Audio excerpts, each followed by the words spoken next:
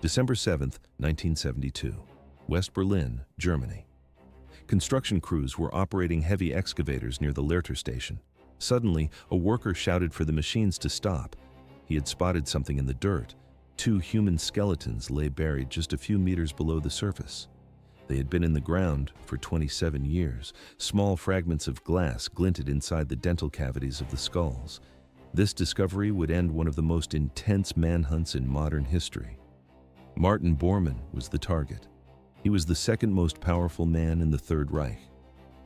On the night of May 1, 1945, he vanished into the ruins of Berlin. Why did the world believe he escaped to Argentina? For decades, reports placed him in South America. Intelligence agencies followed ghost leads across the globe, but the truth was buried in the German soil. The footage from the site shows forensic experts brushing away the dirt. They found more than just bones. They found the remains of cyanide capsules. What would forensic science reveal about the man Adolf Hitler called his most faithful comrade? There was no mistake. The skeletons told a different story than the conspiracy theories. Events accelerated in 1998. Scientists used advanced DNA testing on the remains. They compared the samples to Bormann's living relatives. The results were undeniable. The mystery finally reached its conclusion. The most hunted man in the world never left Berlin. He died in the mud near a railway station. This was the final stop for the Nazi leadership. June 17, 1900. Wegeleben, Kingdom of Prussia. Martin Ludwig Bormann was born into a lower middle-class family. His father was a simple postal clerk. Nothing in this humble childhood suggested a future of absolute power. No one predicted he would one day control access to the most feared leader of the 20th century. Bormann worked as an administrator on a large farm, but his interests lay elsewhere. In 1922, he joined the Freikorps, a violent paramilitary organization. 2 years later, his name appeared in criminal records for the first time. March 17, 1924. Prussian courts handed down a verdict: 1 year in prison for Martin Bormann. His crime was brutal. He acted as an accomplice to Rudolf Höss, the man who would later command Auschwitz. Their victim was Walter Kadow. The motive was revenge.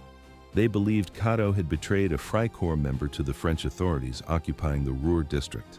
The execution took place in 1923. On the night of May 31st, Höss, Bormann, and several others abducted Kadow. They drove him into a dark forest. There, they beat him until he stopped breathing. Why did a convicted murderer become the Reich's top bureaucrat? At first glance, a common criminal, but in reality, a master of systems. Bormann walked out of prison in 1925. He did not return to the farm. He became a meticulous party worker. He joined the NSDAP in 1927. 10 years later, he entered the SS. His first role was in the party's insurance service. It was a modest, boring position, but Bormann possessed a singular talent. He knew how to turn paperwork into a weapon. In 1933, the party moved Bormann to the office of Rudolf Hess. Hess was the deputy Führer. This was the turning point. Bormann began a silent, inexorable ascent. He built a massive bureaucratic machine. He inserted himself into every decision-making process. He became a filter. Nothing reached Hitler without passing through Bormann's desk first. The footage from the era shows a man without charisma. He was a former insurance clerk among decorated generals. Yet, he outmaneuvered every veteran politician in the Nazi party. How did he gain such total grip over Hitler? The answer was simple. Bormann made himself indispensable. He handled the money, the schedules, and the secrets. He was the man who said no, so Hitler didn't have to. Events accelerated. Hitler eventually described Bormann as his most faithful comrade. This was the power of the shadows. May 10, 1941. The world changed. The deputy Führer, Rudolf Hess, climbed into a plane and flew to Scotland. He disappeared. The office was empty. Martin Bormann was waiting. He moved into the vacuum instantly. There was no turning back. May 10, 1941. Rudolf Hess, the Vice-Führer of Germany, climbed into the cockpit of a Messerschmitt Bf 110. He took off alone and flew toward Scotland on an unauthorized peace mission. British authorities arrested him immediately upon landing. He spent the remainder of the war in a prison cell. For Nazi Germany, the flight was a political catastrophe. For Martin Bormann, it was the opportunity of a lifetime. At first glance, a loyal subordinate, but in reality, a master of the shadows. May 12, 1941. Hitler officially appointed Bormann as chief of the party chancellery. By the decree of May 29th, Bormann absorbed every power formerly held by Hess. On April 12, 1943, he received his final title, Secretary to the Führer. At 42 years old, the former insurance clerk controlled access to the most powerful man in Europe.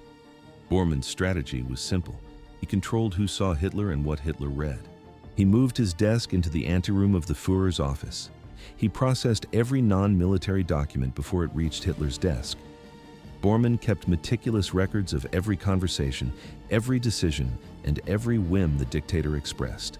He became the filter for the entire Third Reich.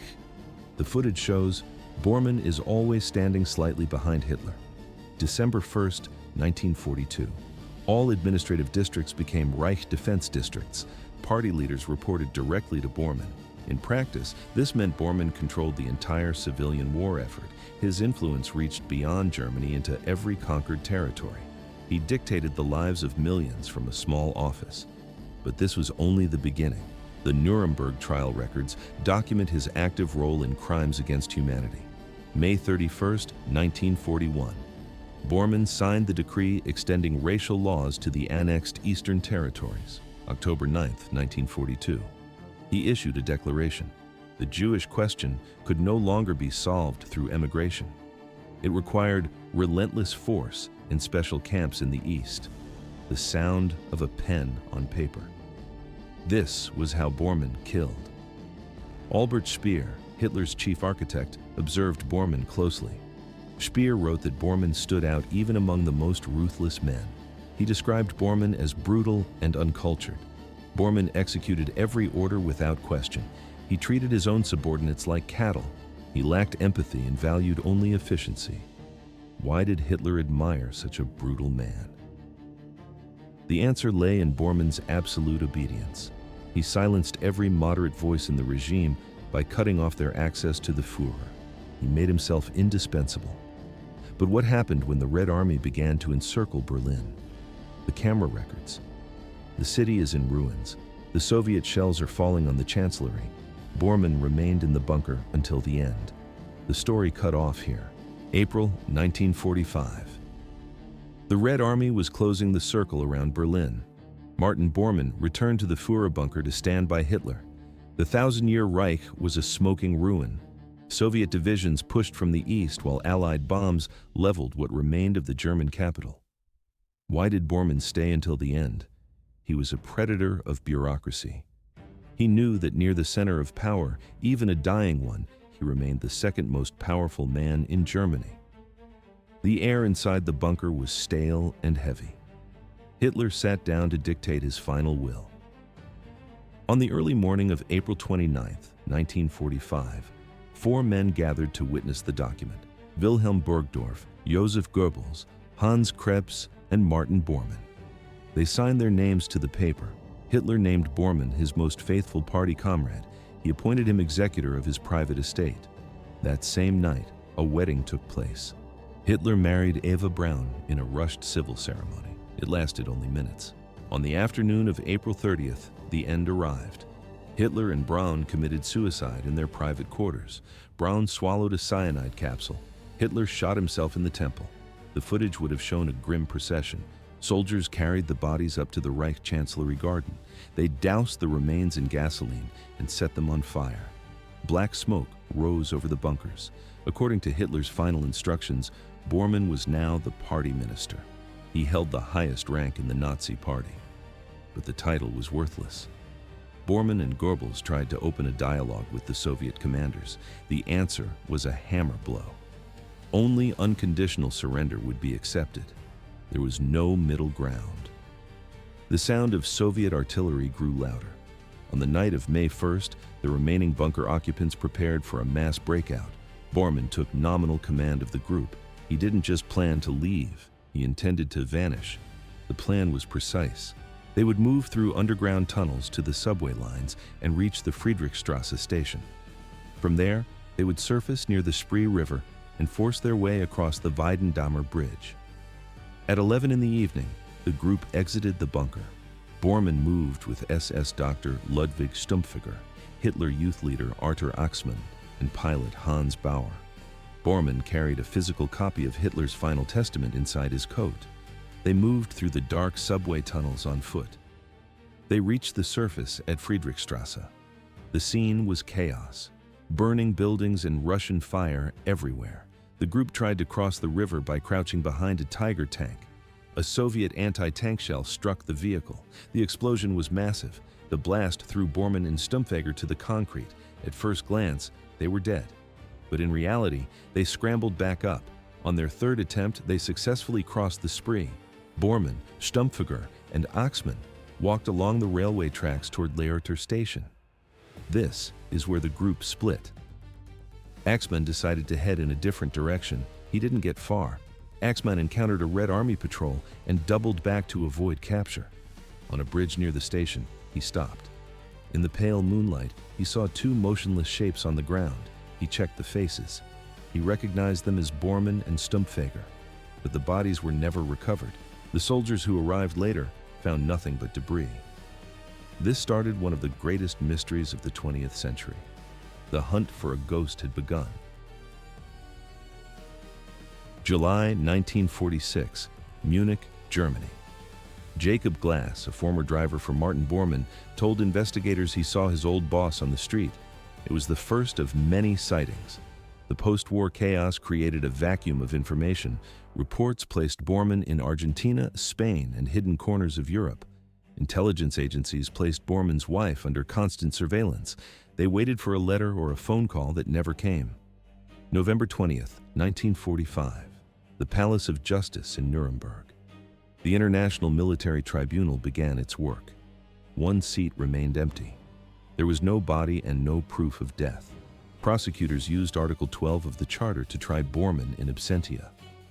Public notices appeared in newspapers and played on the radio throughout October and November. The court summoned a ghost to face justice. Bormann faced 3 major counts: conspiracy to wage aggressive war crimes, crimes against humanity. 47 witnesses took the stand. They spoke for hours. They detailed Bormann's role in the slave labor programs and the systematic persecution of Jews. The evidence was overwhelming. October 1st, 1946, the verdict was read. Bormann was found guilty on all counts. The sentence was death by hanging. But how do you execute a man who isn't there? The conspiracy theories grew. Simon Wiesenthal, the famous Nazi hunter, was convinced Bormann reached South America. In 1964, West Germany offered a reward of 100,000 marks for his capture. Reports flooded in from Australia, Denmark, and Italy. Even Brazil and Paraguay became suspected hiding spots. The theories turned into spy novels. Reinhard Gehlen, former head of German military intelligence, made a shocking claim in his memoirs. He stated Bormann was a Soviet mole who escaped to Moscow. Other stories placed him in an Italian monastery protected by the Vatican or living as a millionaire in the Argentinian jungle. 1963. A retired postal worker named Albert Krumnow went to the police. He shared a memory from May 8, 1945. Soviet soldiers ordered him to bury 2 bodies near a railway bridge by Leerter Station. One wore a Wehrmacht uniform, the other wore only underwear. A colleague found an SS medical paybook on the second body. It belonged to Ludwig Stumpfager. July 1965.